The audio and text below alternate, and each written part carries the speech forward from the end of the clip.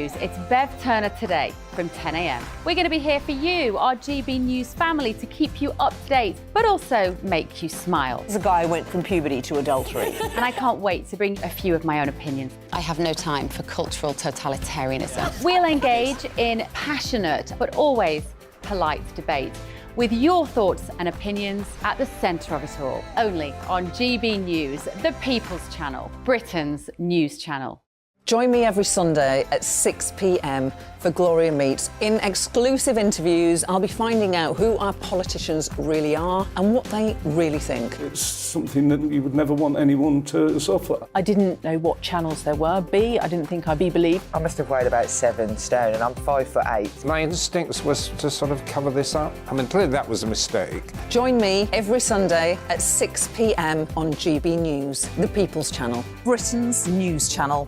Join my show Farage, 7 p.m. till 8 p.m. Monday through Thursday, and there you will get opinion, analysis, debate, and I'll cover stories that nobody else dares to touch. You've been cancelled. Join the club. Oh my goodness me! And then for the last 15 minutes, talking pints. Over a drink, we have a civilised conversation with someone. We very often disagree, but we do it in a grown-up way. Come and join me on Farage. Join me, Nana Akue, Saturday and Sunday afternoons on GB News. Expect fiery debate and passionate discussion as me and my panel tackle some of the biggest topics hitting the headlines. It's a place for everyone's opinion. No one gets cancelled, but no one gets an easy ride. Oh, she's on it today! Be ready for conversations that are fierce, frank, and of course, fun. Every Saturday and Sunday afternoon from 4 p.m. on GB News, the People's Channel.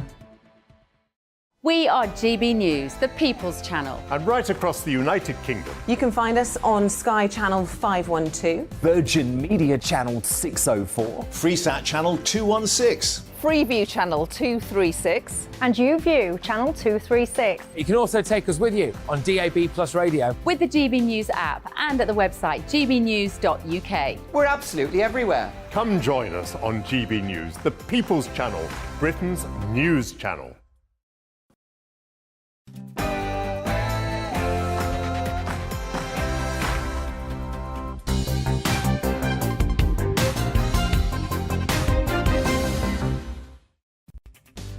More people are taking out of the British state than putting into it. Is this at all sustainable? Is this a way to run a country? We'll be exploring that question as well as the latest in Ukraine and what on earth is going on with the United Kingdom's position with regards to the European Union? The Labour Party today is calling for closer integration. Meanwhile, the repeal of EU law bill is making its way through the Commons. We'll explore it all after the headlines.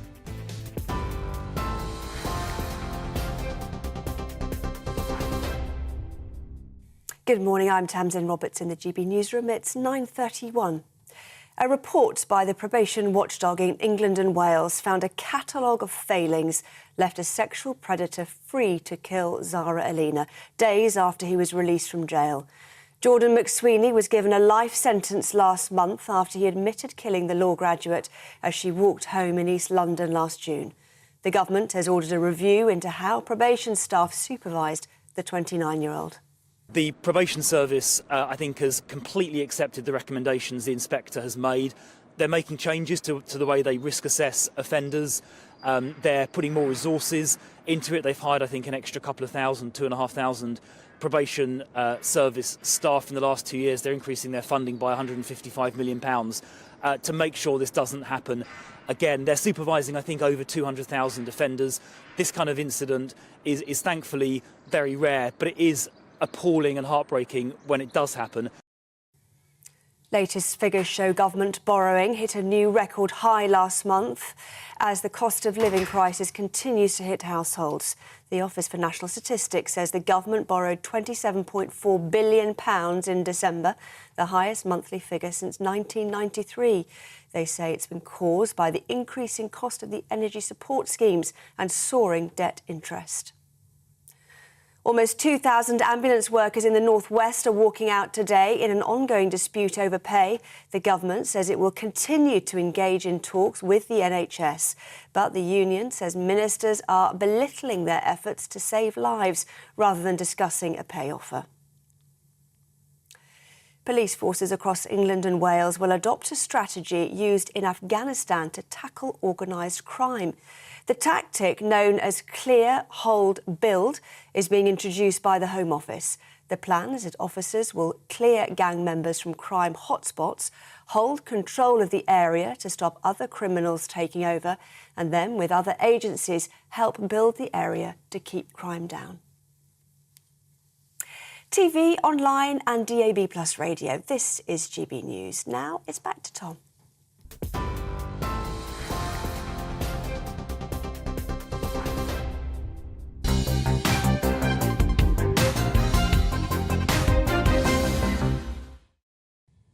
A very good morning to you. It's 9:34 and this is The Briefing with me, Tom Harwood, on your TV and your radio. Now, with the former Prime Minister's visit to Ukraine over the weekend, the war on our doorstep is firmly back in the news. The UK, of course, has provided advanced Challenger 2 tanks to the Ukrainians, whilst Germany is still delaying decisions to even allow other countries to hand the German-made Leopard 2 tanks to the country. Poland is keen to send those tanks. Germany still stands in the way. And today, Boris Johnson has written in the Mail asking, what the hell is the West waiting for? Calling on our allies to follow Britain and give Ukraine the weapons that it needs. But aside from military matters, economic ones are being planned. This week, a delegation from the City of London Corporation and the Chamber of Commerce is in Ukraine, meeting with politicians and businesses to explore what further support and partnerships might be possible. And I'm delighted this morning to be joined by one of those members of that delegation, live from Kiev, a member of the Court of Common Council of the City of London, Tom Slay. Tom, thank you for joining us this morning. First of all, what is your delegation looking to achieve in your visit? Good morning, Tom. Thank you for having me. Hopefully you can hear me okay. The signal, as you can understand, perhaps is always a bit dodgy here. We're here to show primarily support and solidarity with the people of Ukraine and Kyiv in particular, where I am this morning. We're also here to explore business relationships, increasing trade between our countries. The economy here, despite the dreadful war, is in many senses still thriving. There are lots of businesses who are really keen to export to the UK, and of course the UK will have a significant role to play in the reconstruction of Ukraine. And that dialogue should start now. So we're really here to do all those things. Now, of course, the City of London Corporation is a very powerful institution, controls billions of pounds of potential investment. Is this a likely situation that perhaps these ties between the United Kingdom and Ukraine, financial ties, will grow after this war? Absolutely. They have to.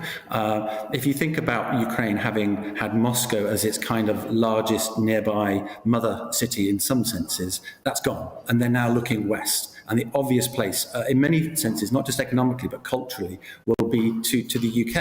And it's been really interesting, the number of conversations we've had with people here, the business people we've met, the politicians we've met.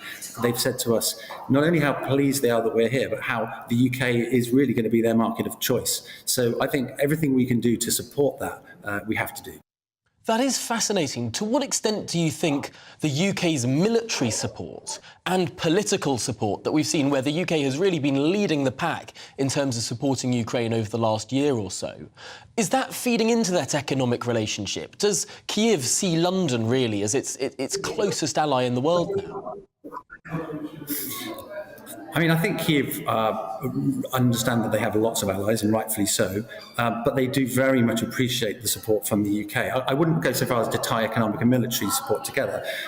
We didn't have time, for example, while we were here to see the former Prime Minister, as much as I'd like to meet a backbench MP, but he is popular here, and for good reason. But I think the point we always used to make was that the City of London is, the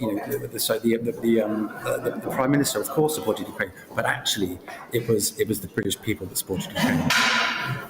So what sense do you get from the Ukrainian politicians, industry leaders, individuals that you're meeting there in Kiev today? What sense do you get in terms of that future vision for Ukraine? Is there a sense of optimism there that this war may well be won despite all of the big challenges that we're seeing? Okay, 2 seconds. Sorry, Tom, I'm going to have to go in a second. We've got a big business delegation who want to use the backdrop. But look, all I would say is this. Relations between UK and the UK are great. They're getting stronger. Of course, it's because of our support. But they really understand it's the British people standing behind them in this dreadful, dire time will never be forgotten by Ukraine. And, although it feels like it's like the darkest time for them at the moment, we already need to be talking about the future, building those trade partnerships, supporting their businesses. It's going to be a great opportunity for them, for us, and, if we can't have a healthy, successful, democratic Ukraine, on the edge of Europe as a bulwark against Russia, then we've got issues. And so, of course, we need to do everything we can. So we're just doing the trade and the business part. Others are helping with the military part. These things do go together, but let's keep this one. Germany have got to send those tanks. I mean, for God's sake, it's just Well, Tom Slay, we'll let you go now. Thank you so much for joining us there live from Kiev as part of that City of London Corporation delegation in the capital of Ukraine. Well, of course, that is one big issue, but others domestically reign heavy too. The Tory party chairman, Nadhim Zahawi, is facing continued calls for his resignation this morning after the Prime Minister asked his independent ethics advisor to investigate the Conservative Party chairman's tax affairs. You're going to resign, Mrs Zahawi? Do you feel under pressure to resign, sir? Well, it looks like the Tory party chairman is not resigning despite those questions to him in his car this morning. Well, let's talk through this big political developing story now with our political reporter Olivia Utley. Thank you for joining us. Where do we stand now? Has the Prime Minister bought some time here? Well, he's essentially kicked the can a little bit down the road by engaging his new ethics advisor, Laurie Magnus, to investigate what's been going on. But it's a deeply awkward situation for the Prime Minister to find himself in. Of course, Rishi Sunak, when he came to power, promised one of his big promises that he was going to restore standards in public life. And since then, we've had the questions over Suella Braverman. He rehired Suella Braverman after all those leaking allegations. Then we had the investigation into Gavin Williamson. We've had the investigation into Dominic Raab for bullying. And now we've got this Nadhim Zahawi affair. So what Rishi Sunak's defence is that he didn't know. He knew that there were questions about Nadhim Zahawi's tax affairs, but he was told by the Cabinet Office that they had been settled and that there was no problem with appointing him. And he didn't know the ins and outs of what was true and what wasn't, which obviously raises the question of why he didn't probe a little bit further to find out more. So, yes, he may have kicked the can down the road a little bit in terms of sort of technicalities. It's not clear whether Nadhim Zahawi has broken the ministerial code, and engaging the ethics advisor to make a definite answer on that point helps the situation. But politically, he's still in very hot water. Really, really interesting stuff. We'll come back to you in a second, but we do need to look at these other issues of hot water this morning, because it's been now 2 years, 11 months and 24 days since the United Kingdom officially, finally, left the European Union. And yet, as we've discussed numerous times on the briefing, thousands of EU laws remain on our statute books. Frustration still exists within Parliament, with many resisting attempts to detangle the United Kingdom from the legislative grip of the European Union. Today, the Shadow Foreign Secretary, David Lammy, will deliver a speech about becoming closer to the EU again, echoing the language within that second referendum campaign he was a vocal part of, saying a Labour government would deliver, quote, a Britain reconnected for security and prosperity at home. And as Labour explores that closer cooperation with the EU, the retained EU law revocation and reform bill is making its way through Parliament, expecting fierce resistance from the Labour Party and the House of Lords. Well, let's digest where we sit now with Shankar Singham, the CEO of Competare, a trade and economic consultancy, and a former advisor to the UK Trade Secretary. Shankar, thank you so much for joining us this morning. What is the issue here with regard to the retained EU law bill, this bill that will allow ministers to pick apart that big blob of EU law that still sits on our statute book. How important is that for the UK's economic prosperity post-Brexit? Yeah, thank you very much, Tom, for having me on. I think what you have to look at in terms of Brexit, and you referred to the number of days, the number of years, in fact, that since we've actually left the EU. What you need to do is you need to maximise the opportunities of Brexit, and I think the UK government has done a reasonable job on the external trade policy agenda. You've got to minimise the disruptions of leaving the customs union, which is things like border management, things like single trade window, best border in the world by 2025, some of these initiatives that are quite good. But the glaring error or the glaring omission is lack of domestic regulatory reform. And in fact, of all those opportunities, the domestic regulatory reform is probably the biggest one. And so that's the one where we've seen the least amount of activity. Now, we've had some financial services reform, which is good. It's a good start. But you can't. The first step in looking at reform is to pass this primary legislation, the real bill that you referred to, that's going through the House of Commons now. But Brexit is simply a decision to have control of your own laws. What you do with that control is the critical point, obviously. And if you can either regulate badly or you can regulate better. And I think sometimes we get into this false dichotomy of it's either more regulation or less regulation. It's actually about pro-competitive regulation. And that is, so the way to do that is you look at your stock of regulation and you try to determine whether it is pro-competitive, if it's market damaging or trade damaging or whatever, and you try to amend it accordingly. And then you also critically look at forward regulation, how you promulgate regulation, and you try to introduce mechanisms to ensure that that is competitive.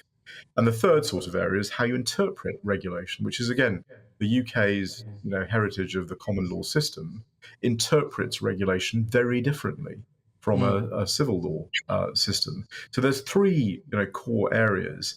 And with regard to the stock of regulation, obviously we have a big corpus of EU law. So it's easier in a sense to look at all of that, as opposed to looking at the whole stock of your regulation, which of course would be massive. But that's the step. That's the first step that we're embarking on with this bill going through the House of Commons now. I suppose it is very important because even the hardest of Brexiteers would acknowledge that leaving the single market does create friction between the United Kingdom and the European Union, particularly when it comes to exports. But really, I suppose that's one side of the ledger. And the other side of the ledger, the sort of the prize of leaving the single market, is that regulatory divergence, is that more competitive domestic regulatory setup. And yet it seems like we're almost at the moment sitting in this halfway house, perhaps this worst of both worlds. We've got the disadvantages of having that greater friction with the EU, and none of the advantages of having a new regulatory structure in the UK. We still have all of these EU laws, but not the potential benefits of easier trade with the EU. That's exactly right. And so what you're trying to do is you're trying to have a regulatory system that is as pro-competitive as you can make it. And then you need to mutually recognise those regulatory systems or with equivalence arrangements or adequacy arrangements with your major trading partners, of which obviously the EU is one. So we would want to do that. Now, the problem with taking that discussion forward with the EU is, of course, everything is going through Northern Ireland and the Northern Ireland Protocol negotiations. So until that is, satisfactorily resolved, we don't get very far with our conversations with the EU, which is one of the reasons why it's important that this Northern Ireland Protocol issue is resolved as soon as possible.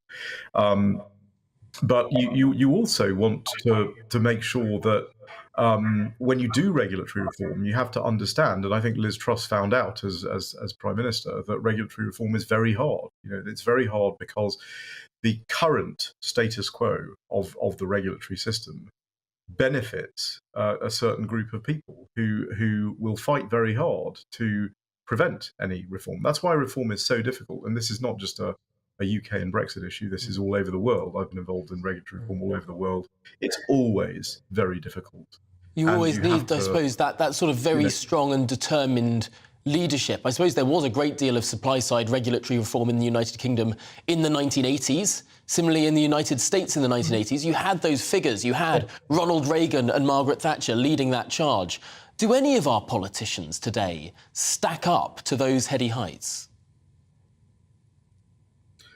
Well, that's a question that's above my my sort of pay grade. But what I would say is you do need to have politicians who are willing to sort of recognise that this is for, you improve your regulatory system for all of your different sectors. It's not just it's current businesses, certainly. It's businesses of the future. It's consumers, critically. And consumers are very often forgotten in this kind of regulatory battle between status quo interests and new entrants. You've got to legislate and regulate for all of those people. And you've got to have a clear eye that is going to cause some of these elites and status quo interests to attack you. And you've got to be prepared to withstand that. You've got to be prepared to show people what the benefit of this regulatory reform is in terms of, if you reduce distortions in the market, you will see economic gain. You will see more efficiency. You will see lower prices. What is the big issue for the cost of living crisis and the high cost of things in the UK? It's how do we reduce the cost of the shopping basket of the average, working family in terms of their food, their housing, their transportation, their clothes, all of these things. And that requires regulatory reform in all of those areas. To give you an example of the status quo interests, you had businesses, chemicals businesses, for example, in the UK and around the world, railing against REACH chemicals regulation when it came out in the EU. I was an advisor to USTR at the time, and the US business was this was top of the list in terms of concerns. And of course, the moment you have the regulatory system and the moment you've paid the compliance costs, you then don't want to change it.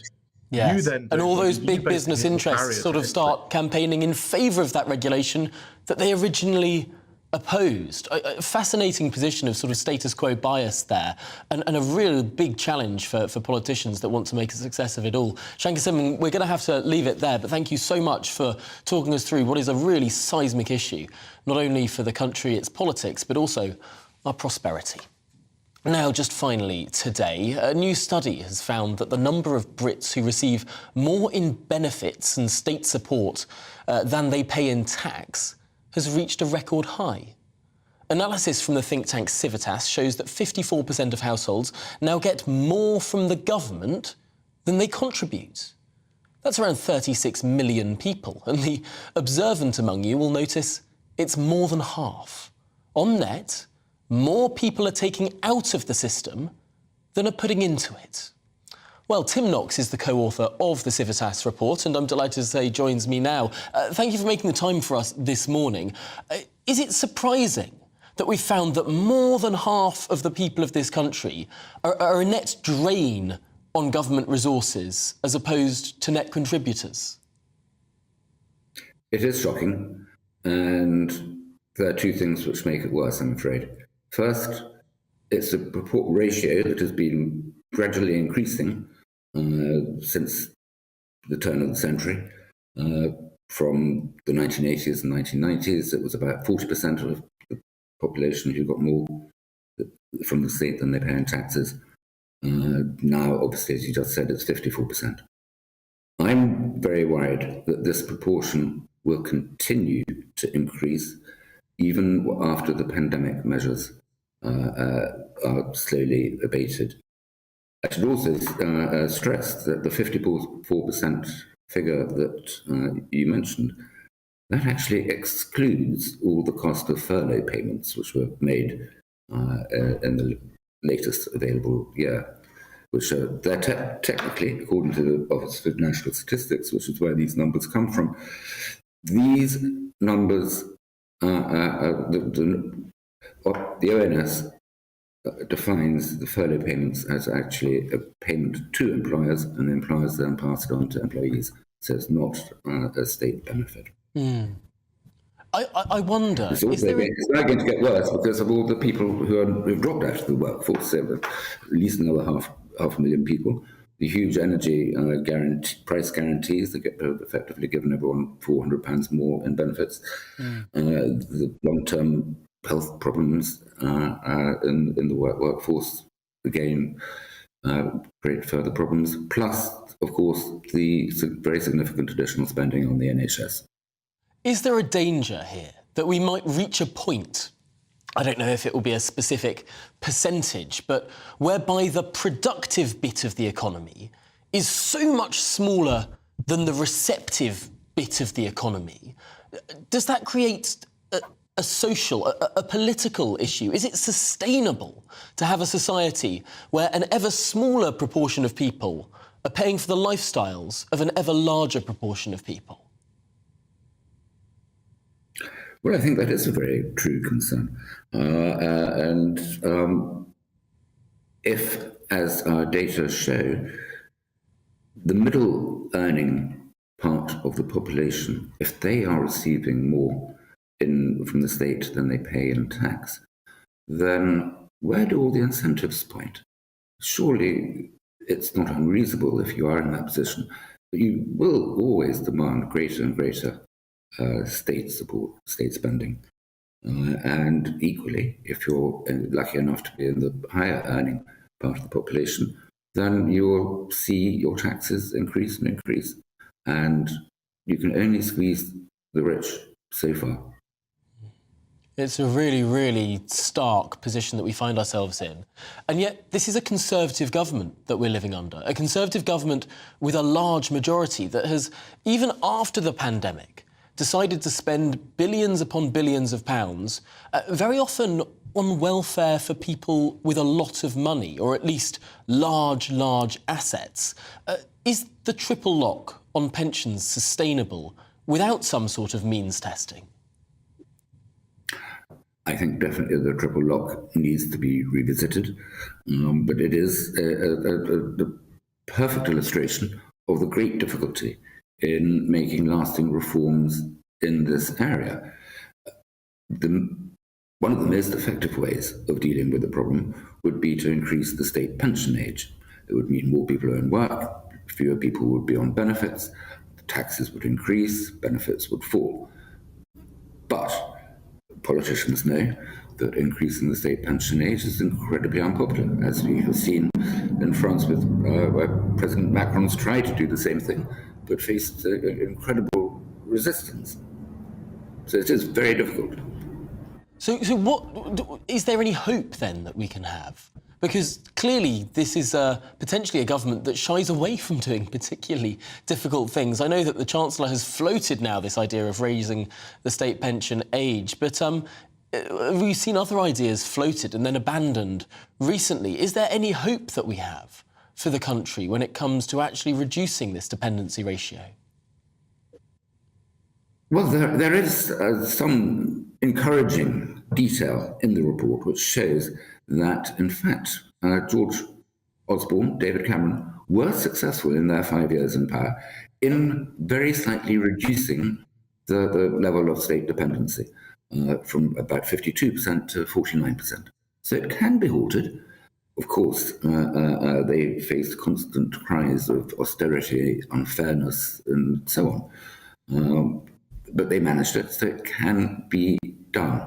But it does require constant vigilance and constant readiness to take difficult decisions. And it's a language which our politicians seem to have forgotten.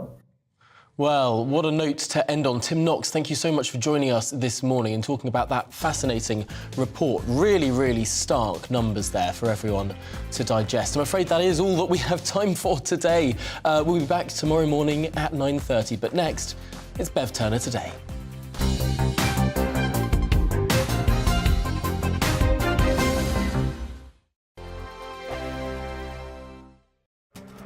This year on GB News, we've got brand new members in the family.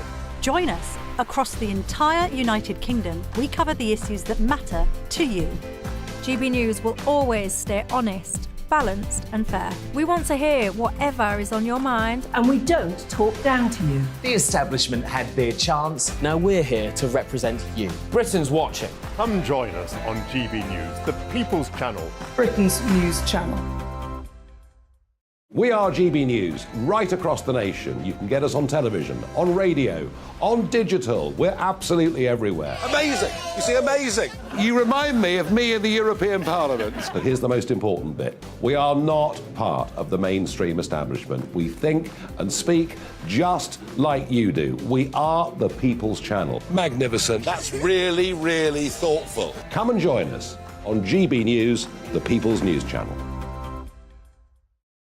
Join me, Patrick Christie's, Monday to Friday, 3 till 6. We tackle the day's news agenda like you've never seen before. It's high tempo, high octane, the most controversial topics, and the best guests. You will not be able to take your eyes and ears off it. I'm not afraid to ask the questions that you really want answered. 3 till 6 p.m, Monday to Friday on GB News, the People's Channel, Britain's news channel. We are GB News, the People's Channel. Why not take us home with you by visiting the GB News shop at gbnews.store. You'll find all the official merchandise, a really good present actually for yourself, your friends or your family.